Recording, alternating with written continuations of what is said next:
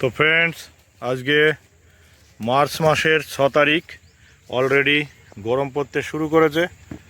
তো বুঝতেই পাচ্ছেন, এখন গাছে পর্যাপ্ত খাবার না দিলে পরবর্তী বছরে কিন্তু আমরা ঠিকঠাক ফলন পাবো না। তো সেই কারণেই এই যে আমাদের 12 মাসি কাঁঠাল বা যে ইচড় কাঁঠাল, সেই জমিতে কিন্তু আমরা চাপান সার প্রয়োগ করছি। তো দেখতে পাচ্ছেন বন্ধুরা, প্রথমে আমরা রিং করে নিয়েছি।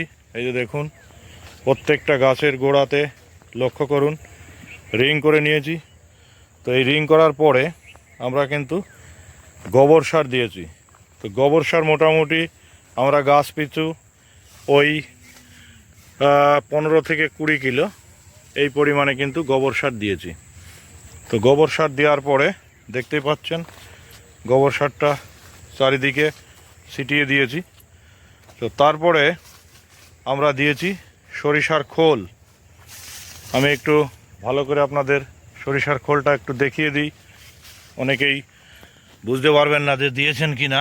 এই যে দেখুন, এটা হচ্ছে যে কালো কালো দেখতে পাচ্ছেন, কালো না আর কি, একটু খয়েরি খয়েরি হলুদ হলুদ কালারে, এটা হচ্ছে সরিষার খোল। তো আমরা প্রত্যেকটা গাছ পিছু এরকম গাছের আইডিয়াতে কিন্তু আমরা 500 গ্রাম করে সরিষার খোল দিয়েছি। হ্যাঁ, মানে 84টা গাছের জন্য আমরা 50 কিলো সরষের খোল দিয়েছি। এই যে দেখুন, গাছে কিন্তু পর্যাপ্ত কাঁঠাল রয়েছে।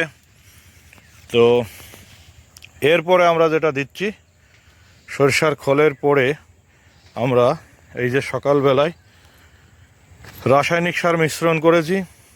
রাসায়নিক সারের মধ্যে আমরা দিয়েছি ইউরিয়া, পটাশ, ফসফেট, এবং এই এক একটা গাছের জন্য এই যে দেখুন মোটামুটি 1.5 কিলো করে এই যে রাসায়নিক সার সেটা আমরা দিচ্ছি। আর তার উপরে এই যে প্রণব কাকা, এটা একটু দেখিয়ে দাও, হাড় গুঁড়োটা হাতে নাও। এটা হচ্ছে হাড় গুঁড়ো, দেখতে পাচ্ছেন বন্ধুরা। এই হাড় গুঁড়ো আমরা দিচ্ছি প্রত্যেকটা গাছের জন্য মোটামুটি 1 কিলো করে। আর এরপরে যেটা দিচ্ছি শিং চাচা। এই যে দেখুন বন্ধুরা, এটা হচ্ছে শিং চাচা আমরা দিচ্ছি ওই 250 গ্রাম 300 গ্রাম মতো করে শিং চাচা দিচ্ছি। এই যে দেখতে পাচ্ছেন ফ্রেন্ডস। তো এবারে আমরা এটা মাটি চাপা দেব, ঠিক আছে। এই যে চারিদিকে যে সারগুলো দেওয়া হয়েছে, এটা মাটি চাপা দেব। আর এখনকার পরিচর্যার মধ্যে সবথেকে যেটা আমার গুরুত্বপূর্ণ মনে হয়েছে, সেটা হচ্ছে এই যে এরকম একটা বাঁশ দেখতে পাচ্ছেন বন্ধুরা, এখানে বেঁধে দিয়েছি।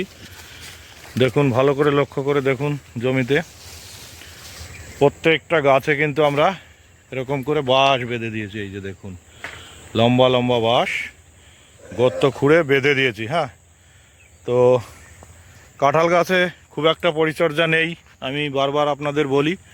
তো তারপরেও কিন্তু এই কাজগুলো কিন্তু করতে হবে বন্ধুরা। হ্যাঁ, একটু যদি খরচা না করা হয় তাহলে কিন্তু কোনো কিছুই হবে না। হ্যাঁ, দেখতে পাচ্ছেন।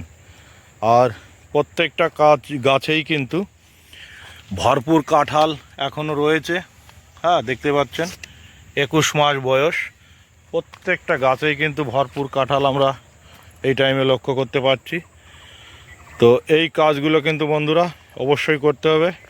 আর এই টাইমে জলসেচটা ঠিকঠাক দিয়ে রাখতে হবে বন্ধুরা, জলসেচ। এই যে দেখুন, এইভাবে সার দেওয়ার পরেই কিন্তু আমরা গাছে জলসেচ আবার আজকেই দেব। দেখতে পাচ্ছেন বন্ধুরা, মাটি শুকিয়ে গেছে, আজকেই কিন্তু আবার জলসেচ শুরু করব। তো মোটামুটি এরকম খাবার কিন্তু এই 12 মাসি কাঁঠালের জন্য বছরে অন্তত 2বার দেওয়ার প্রয়োজন রয়েছে, সেখানে 1বার দিলেও হবে। এবং দেখুন, ছোট ছোট গাছ মাটিতে সব কাঁঠাল পড়ে পড়ে রয়েছে, এবং পর্যাপ্ত নতুন ব্রাঞ্চ মানে কাঁঠালের মুচি বেরোচ্ছে, এগুলোকে ভেঙে দেব, ঠিক আছে। তো এইভাবে আপনারা কাঁঠালের পরিচর্যা করবেন। অবশ্যই খরচা করলে কিন্তু প্রচুর পরিমাণে কাঁঠাল আপনারা পাবেন, ঠিক আছে বন্ধুরা। তো আজকের ভিডিওটা এখানে শেষ করছি। সবাই ভালো থাকবেন, সুস্থ থাকবেন, দেখা হবে পরবর্তী ভিডিওয়।